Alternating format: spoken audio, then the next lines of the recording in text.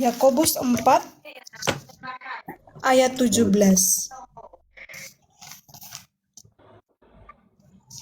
Jadi, jika seorang tahu bagaimana ia harus berbuat baik, tetapi ia tidak melakukannya, ia berdosa. Oke, dalam kasusmu saudaraku, engkau mengetahui itu setelah perbuatan. Bisa mengerti? Ya bisa, Rom. Karena engkau diberitahu. Jadi beban di sini bukan dipikul oleh engkau. Karena dosa lahir dari mana? Yakobus 1 ayat 13-15. Dosa lahir dari mana?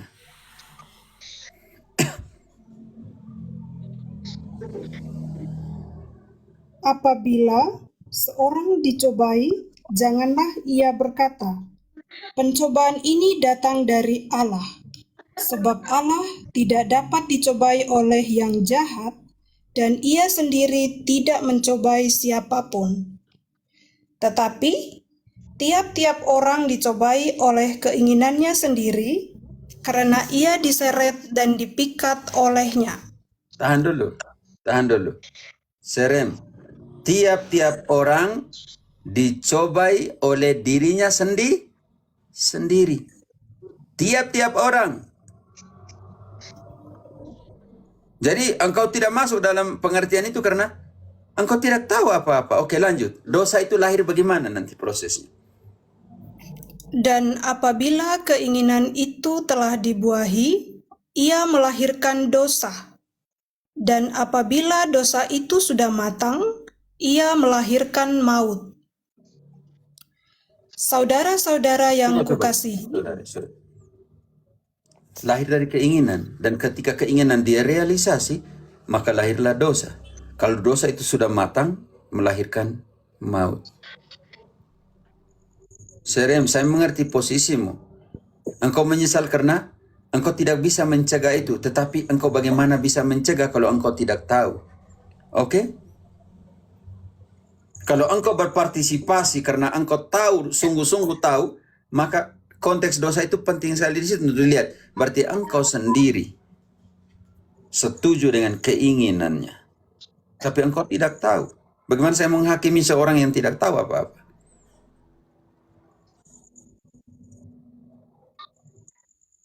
Siap, Rom.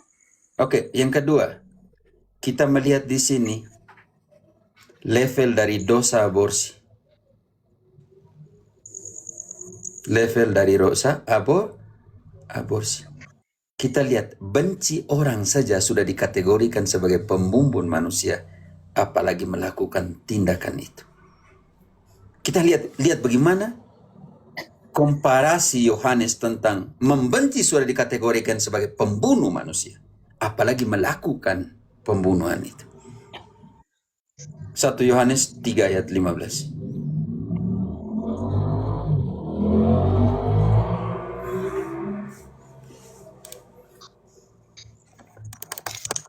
Yohanes 3 ayat 15.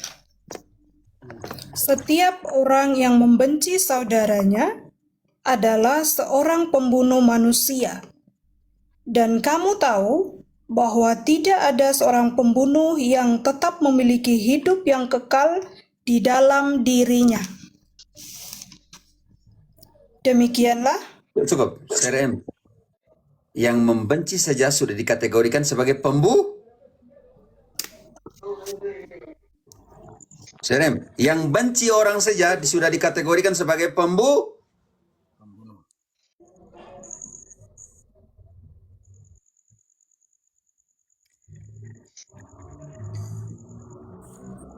CRM, engkau dengar tidak? Dengar, Rom. Yang membenci saja sudah dikategorikan sebagai pembunuh. Apalagi yang melakukannya. Tolong, perempuan dong. Anak-anak sekolah dong. Anak kuliah dong. Pemama itu berlumpur berkeringat. Kalau kamu sudah buat itu, terima konsekuensi, tanggung jawab.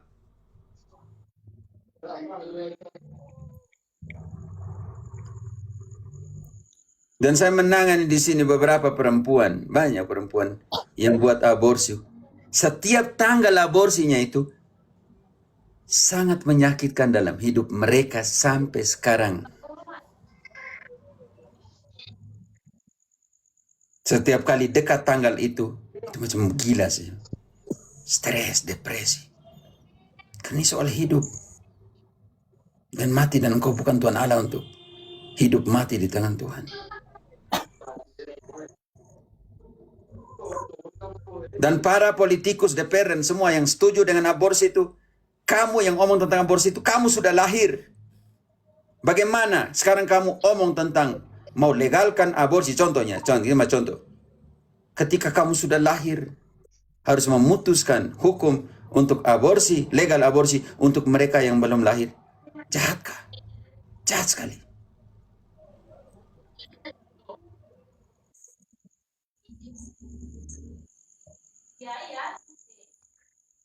Kapan anak-anak pilih dari orang tua? Tidak. Kamu yang memilih, tanggung jawab tuh. Baku naik sana sini, setelah itu terima tanggung jawab.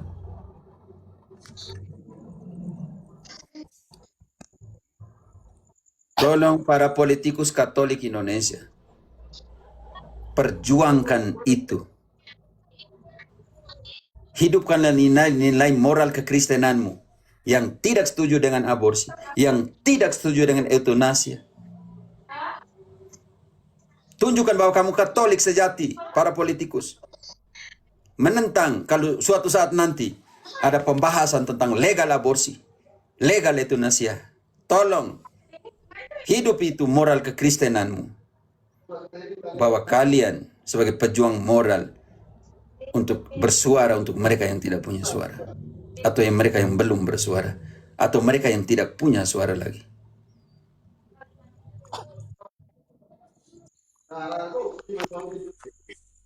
Oke, Serem. Dalam pengertian ini, dosa berat, dosa ringan. Engkau secara tidak sengaja engkau berpartisipasi tetapi hanya antar, oke? Pergi mengaku dosa. Ungkapkan semua dengan imam. Bahwa tanpa sengaja engkau berpartisipasi. Saya dari sejak itu Romo saya belum pernah pengakuan dosa. Saya pasca kemarin saya sempat ikut misa juga, tapi semua orang pergi terima komuni, saya tidak pergi sebelum saya belum pengakuan Ya. dosa, saya tidak berani. Engkau ungkapkan semua itu ke Romo, oke? Pasti Romo akan memeluk engkau dan mengatakan terima kasih. Engkau seolah-olah engkau setuju karena engkau antar, tapi engkau buat itu tanpa pengetahuan. Tetapi apapun yang terjadi, engkau berpartisipasi secara tidak langsung, secara moral, karena engkau yang antar jemput, walaupun engkau tidak tahu. Karena di satu sisi Romo, saya juga agak kasihan karena memang saya pacaran dengan dia sudah 7 tahun. Nah, dia kuliah ke Kupang. Nah, kuliah ke Kupang pas libur pulang baru ketemu, dia bilang dia hamil. Mungkin ya secara mungkin pacaran 7 tahun saya juga rasa kasihan mau bagaimana, tapi tambah lagi dia orang tua juga usir dia, jadi ya. Ya, saya mengerti situasi. Saya sangat mengerti situasi. Kau suruh dia ke uskup ya, nona itu. Saya hanya tanya itu saja Romo, yang mungkin yang selama ini hanya terlalu mengganggu saya. Saya rasa kayak saya juga kayaknya ikut andil juga dalam perkara ini sih, makanya saya agak terganggu dengan ini semua. Tim medis, kamu juga punya moral. Saya katakan, satunya minus malum dalam pengertian apa? Dalam posisi harus selamatkan satu. Dua-duanya atau satu. Itu harus ada konsensi, persetujuan dan semuanya. Tidak main-main. Konsekuensi dari kebaikan terbesar yang akan dibuat, satu bisa hilang nyawanya. Tetapi prinsip dasar moral dokter Katolik, selamatkan dua-dua. Prinsip dasar moral Katolik. Dokter Katolik, perawat Katolik, bidan Katolik berjuang untuk selamatkan dua-dua, tetapi dalam tindakan satu akan pergi, itu adalah hasil dari sebuah tindakan dan konsekuensi. Tetapi yang di kepala seorang dokter Katolik, seorang perawat Katolik, seorang bidan Katolik, selamatkan dua-dua.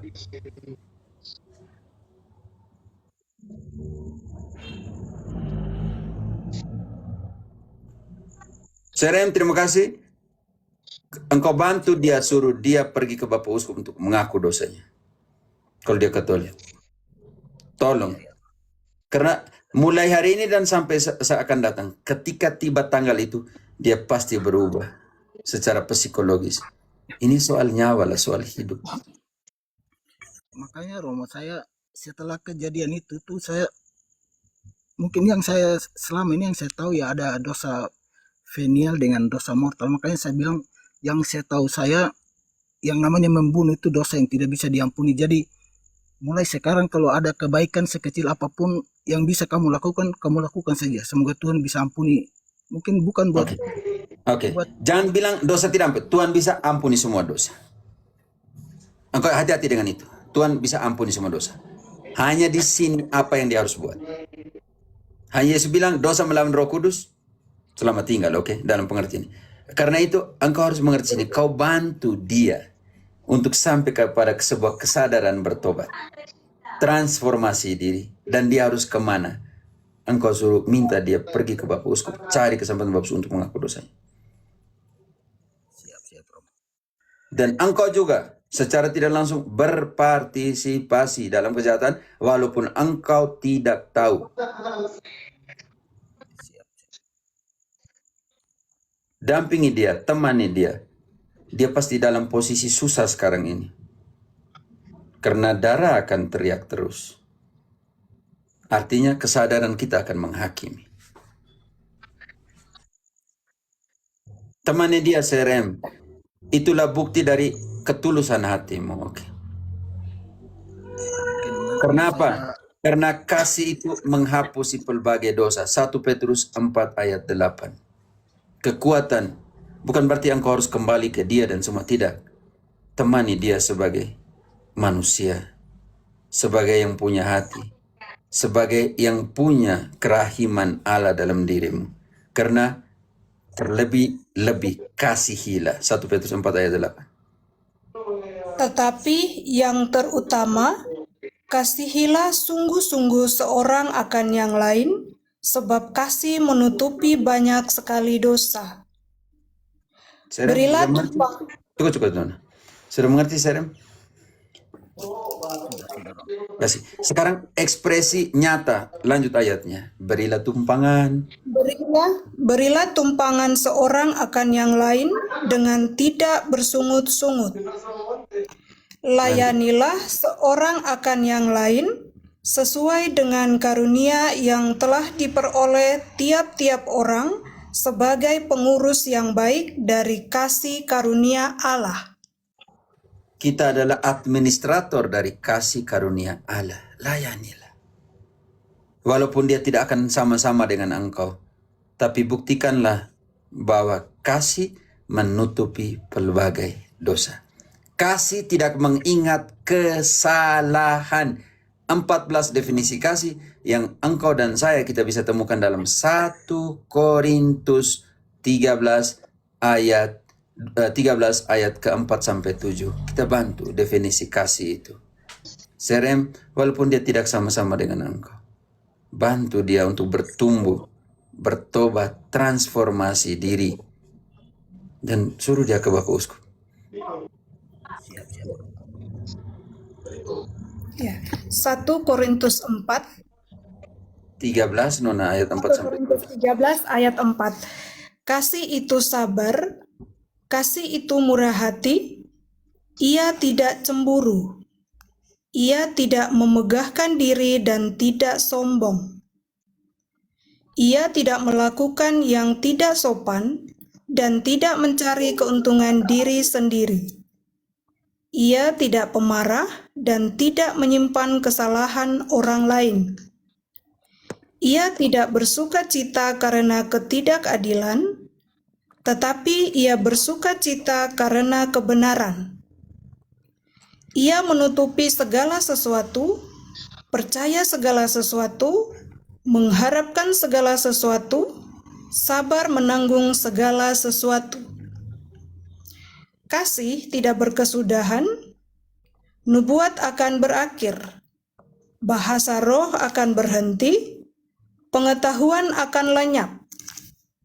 Sebab pengetahuan kita tidak lengkap dan nubuat kita tidak sempurna.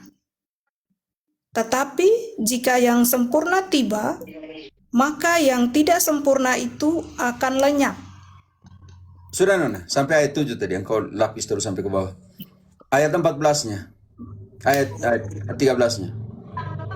Demikianlah tinggal ketiga hal ini, yaitu iman, pengharapan, dan kasih. Dan yang paling besar di antaranya ialah kasih. Oke, Serem, bantu dia memahami kehidupan. Oke? Siap Romo, siap. Tidak pernah tahu ya. Engkau masih sayang dia kah, Serem? Dia sekarang sudah punya suami Romo, jadi mungkin kalau bagaimana nanti saya bagikan saja live ini ke dia biar dia. Ya, bawakan doa dalam doamu, oke? Sebab doamu itu lebih kuat daripada badainya. Dan yang suaminya dia yang sekarang juga tidak tahu cerita ini, jadi biar saya juga agak jaga-jaga, tidak mau kasih rusak orang punya rumah tangga juga. Ya, oke. Saya mengerti itu karena kalau begitu bawalah dalam doa, oke? Itu penting sekali, jangan rusak orang rumah tangga. Tapi bantu dia untuk memahami bahwa kesalahan terbesar dalam hidup adalah menentang kehidupan itu sendiri. Oke? Bantu dia, doa banyak untuk dia. Dan engkau sudah punya keluarga juga. Saya belum, Romo. Jangan sampai gara-gara dia kau tidak mau punya istri kok. Pernah juga ada pacaran dengan anak rote orang Protestan, tapi karena beda agama. frekuensi jadi bubar. Engkau FM, dia AM. Bagaimana, Romo? Engkau frekuensi FM, dia AM. Itu ketemu. Ini juga ada cerita menarik juga kalau yang beda agama juga. Oke, nanti engkau lain kali. Banyak orang di sini. Lain kali. Tangguh mereka punya perkawinan. Tidak. Salve semuanya, Sukaros, Bago yang di bawah, Ginting, Jelinto, dan semuanya. Oke. Yuk, Serem, semangat. Terima kasih, Romo. Salve. Yo, mantap. Oke, baik. Terima kasih. Bisa turun sendiri ya Paman Serem ya. Oke, di sini tadi sebelum Mani Huruk itu ada Johnson. Halo Johnson. Ya, halo. Ya, ada yang mau disampaikan, ada yang mau ditanyakan. Aku adanya mau ku bilang, tapi agak segan aku. Berarti lain kali, yang lain. Saya butuh waktu Berarti online. lain waktu saja ya.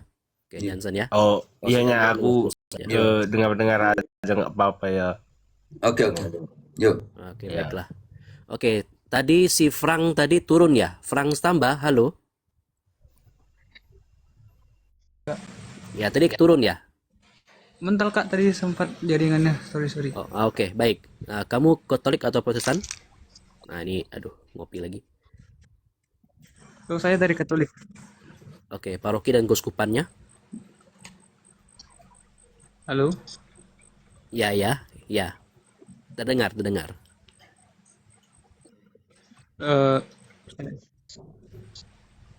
saya dari Katolik, Gereja Paroki Santo Matius Palangka. Wih, lengkap sekali punya. Lanjut. Silakan. Oke, silakan. Apa yang mau disampaikan? Apa yang mau ditanyakan? Sayang, salam semuanya. Malam Salam Bu. Romo. Yo, Ya, santai santai. Bu Tumbar sebentar ya. Oke, ya, Frank, Frank. Oke, Frank, Hadir. Ya kak. Frank, ya. Ya kak. Silakan, apa yang mau disampaikan? Eh, mau nanya Pater tentang sakramen Ekaristi dengan perjamuan kudus. Sama sih. Ya, silakan. Begini Pater. Ada, engkau Jadi- datangkan situasi dulu tentang itu supaya kita bisa pecahkan. Oke. Kalau tidak ada yang saya jelaskan perjanjian lama sampai perjanjian baru dari kejadian sampai Wahyu. Bisa mengerti dari Melkisedek yang kejadian sampai dengan Wahyu 19 tentang perkawinan anak domba. Jadi maka engkau spesifik. Kalau tidak, ini teologi Ekaristi tidak dihabiskan dalam 1 jam. Oke. Baik Pater. Jadi gini Pater. Malam Natal tahun kemarin saya ibadah bersama rekan kerja di salah satu gereja Protestan. Jadi saya tidak tahu kalau yang dibagikan itu seperti hosti dan anggur, Pater. Saya kira itu bentuk snack kan, karena malam Natal biasanya kan ada snack-snack itu disediakan gereja. Jadi itu dibagikan. Nah, saya terima pas di pintu gerbang itu, Pater. Terus kami naik ke lantai 2. Setelah masuk ke perjamuan kudus, saya baru ngerti kalau itu mereka anggap itu tubuh Kristus sama darah Kristus. Di situ